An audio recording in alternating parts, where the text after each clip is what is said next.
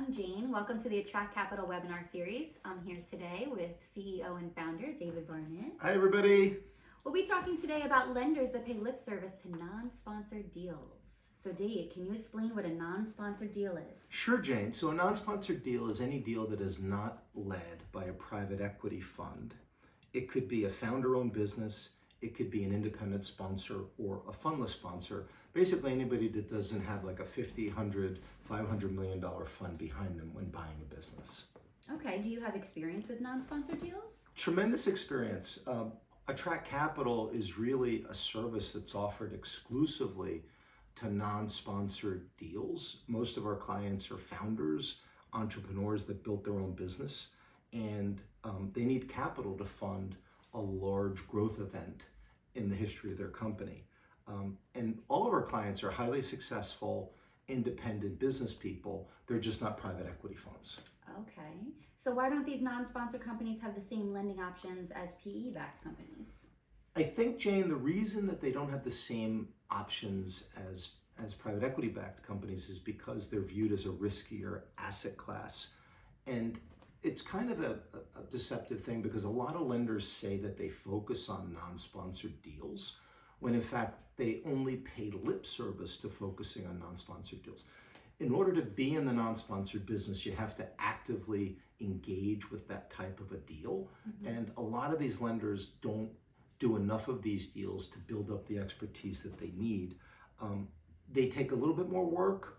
They take a little bit more patience. They take a little bit more of a pragmatic grassroots engagement style with the entrepreneur to really understand the business. And it's a great asset class, but not enough lenders really specialize in it, which is unfortunate. It really, I see it in many cases as a form of like discrimination against non-sponsored deals. Oh, so can you educate us a little bit? What are the biggest ways you see lenders paying lip service?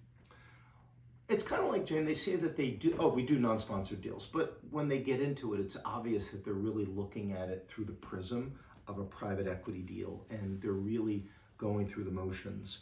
And one of the ways we see this is when they're using private equity metrics in terms of the loan to value or in terms of the leverage multiple to look at the deal and evaluate the credit riskiness of the deal.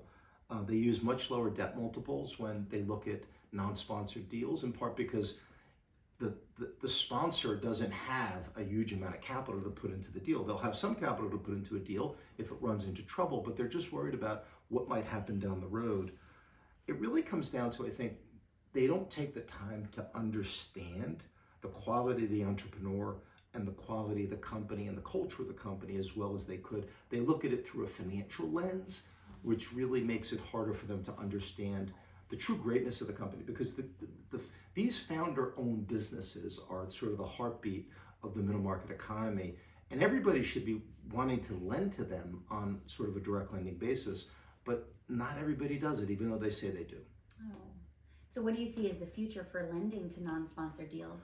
Well, notwithstanding the growing pains of debt funds to be able to do non-sponsored deals, I think it is a very bullish area for these lenders to look at, in part because their margins are getting squeezed by all of them crowding into the private equity deals.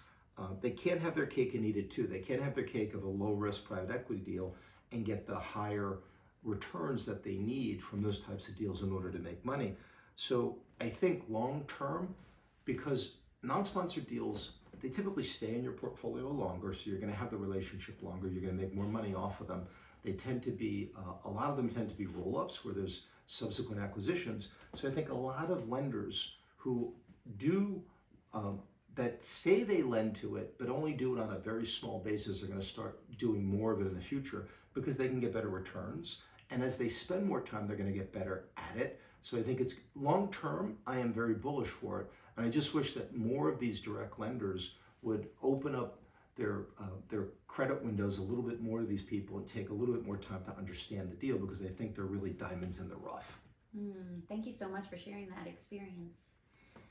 Thank you for joining us today on Attract Capital webinar series. We look forward to seeing you next time.